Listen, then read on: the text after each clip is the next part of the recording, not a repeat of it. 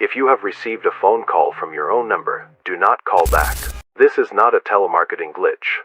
This is not a spoofing scam. The Office of Anomalous Signals has been tracking a specific class of self-directed contacts since 2019, and the behavioral pattern is consistent enough that a public advisory is now considered necessary. The anomaly is simple on the surface. Your phone rings.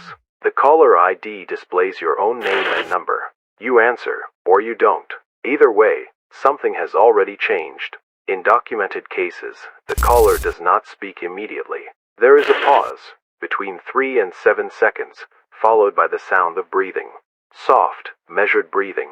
Witnesses describe it as familiar, as if they already knew the rhythm of it before they ever heard it. Then their own voice speaks back to them. Not a recording, not a distortion.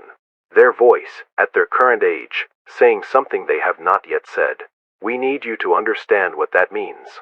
The following is a transcript from a contact review session. The subject is a 34-year-old resident of Columbus, Ohio. Name withheld by request. The call occurred on a Tuesday evening in March. Subject: hello? Caller: don't take the overpass tomorrow morning. Subject: who is this? Caller: you need to check on Dad this weekend. He won't call you himself. Subject: I'm hanging up. Caller: the drawer in the kitchen, the one that sticks. There's something in the back of it that you put there in 2011. You forgot about it. You need to throw it away before she finds it. Subject: how do you know about that? The line went silent. The call lasted 41 seconds total. The subject reported 3 things in the days following. First, there was an accident on the overpass that Tuesday morning. He had taken a different route on instinct and only learned about the crash afterward. Second, his father had been experiencing chest pains and had told no one. Third, he did not check the drawer. This is where the case study becomes instructive. 12 days after the call, the subject began experiencing what he described as gaps. Not memory loss, exactly. More like finding yourself in the middle of a conversation you don't remember starting. He would be at work, then suddenly in his car. He would be asleep, then standing in the kitchen. Always the kitchen. He called us. We asked him to describe his reflection. He said it moved correctly. We asked him to look again, this time for longer than 5 seconds without looking away. There was a long pause. He said, it's still moving correctly, but it keeps looking at the drawer. This is the part of the broadcast where we are required to inform you that an internal message was submitted to this department 6 days before this script was finalized. It was submitted by an individual using a verified employee credential that has since been deactivated. The message read as follows. The call is not a warning. The call is an introduction. Whatever is on the other end of the line is not trying to protect you. It is studying your response to being known.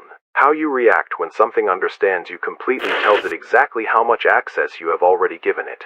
The people who called back gave it more. The people who checked the drawer gave it everything. We cannot confirm the source of that message. We cannot confirm it is inaccurate. If you have received a call from your own number, there are steps that may reduce continued exposure. Do not call the number back. It will answer. The voice will be yours. The things it says will be things only you would know, and it will say them in the order that causes the most damage.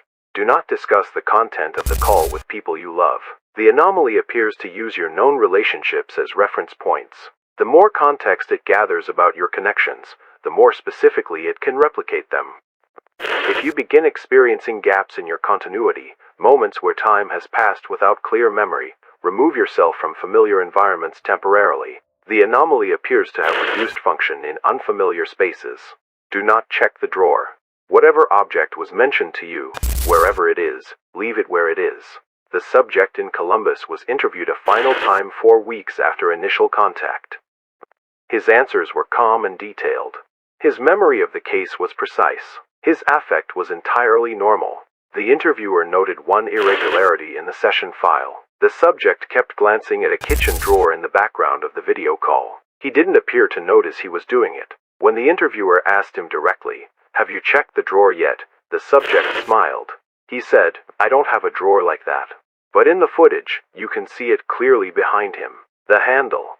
The slight gap where it doesn't close all the way. And one other thing. When he answered, he paused for exactly 4 seconds first. 3 to 7 seconds, the witnesses said. Soft, measured breathing. Familiar. as if you already knew the rhythm of it before you ever heard it. Think about the last time your phone rang and you didn't recognize the number. Think about whether you recognized the voice.